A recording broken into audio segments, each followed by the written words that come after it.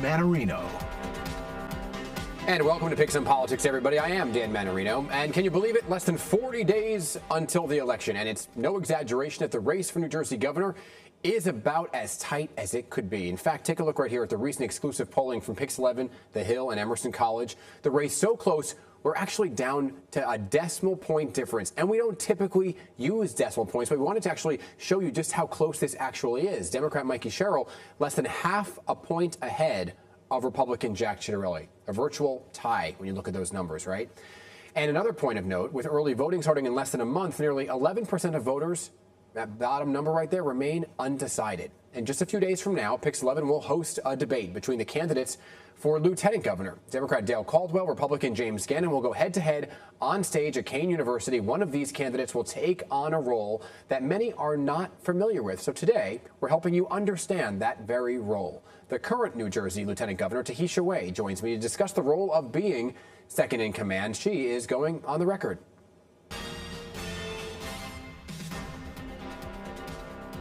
And Lieutenant Governor Way is joining me now. So great to have you here on PIX11 Politics. Good to see you.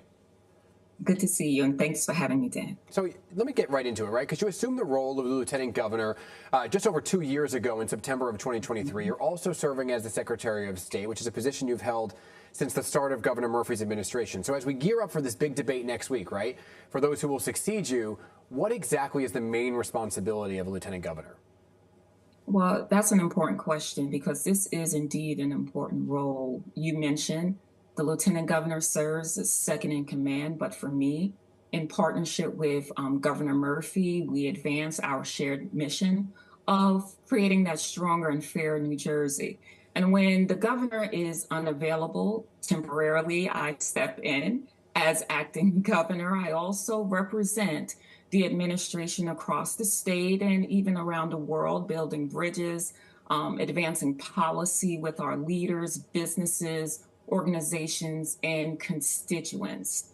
For example, you know, the governor, he was just away on an important economic mission. And I had some good meetings, one of which was with the Belgian Minister of Justice, discussing efforts to combat transnational organized crime and human trafficking. Yeah, I mean, that is something that New Jerseyans, I guess, are the most familiar with, right? Is that the acting governor, and we saw this play out in New Jersey. The lieutenant governor fills in as the acting governor and could potentially become the governor if something were to happen to the governor, like it very much did in New York. So it is a real possibility that that could happen. What would you say is the biggest challenge in the role of being lieutenant governor? Oh, you know, the only challenge that I see is I have one state phone, and at times I get my Secretary of State emails and messages, but then I get my Lieutenant Governor emails and messages. But I would actually not call it challenging. I just think that having the dual roles, and especially as being Lieutenant Governor, you get to make meaningful impact. You get to expand upon your governor's vision for this state. I know that throughout my tenure, I've had the honor to sign significant legislation, one of which I did as acting governor recently, dealing with the notice and testing requirements of lead to protect our tenants and also their families. You know, Lieutenant Governor, so much of what we're seeing play out right now in New Jersey and beyond is a country that is deeply divided. And do you foresee that as a challenge for the next administration, the next lieutenant governor? Well, you know, I can't directly speak on what each candidate, if they assume the role of lieutenant governor, will face and will do. Of course, you know, I've been in public service, Dan, for about 20 years. Don't age me for that. 20. And so, you know, some of the major focus have always been affordability, taxes, and of course, public safety. But the one thing, which is the common denominator of all, the important question that everyone needs to ask, in my humble opinion, is what is the best for the 9.5 million residents of New Jersey, bringing people together and putting the great people of New Jersey first. Yeah, I mean, I'm a New Jersey resident, and I hear a lot from folks every single day, right? Just going to the supermarket, I get an earful. And we've done some polling, Lieutenant Governor. It shows the biggest issues out there are what you just talked about, affordability, right? Property taxes, and ethics in government. So what do you hear about those issues from voters? Well, again, I focus for the task at hand, affordability, going back to, my tenure as um, lieutenant governor. That has been one of my major focus.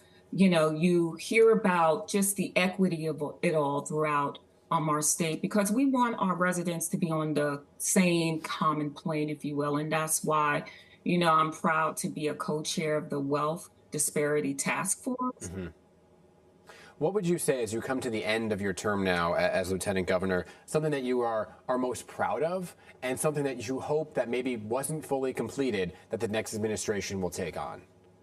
Well, it's been a true blessing being part of the Murphy administration, making sure, that you meet the constituents where they are.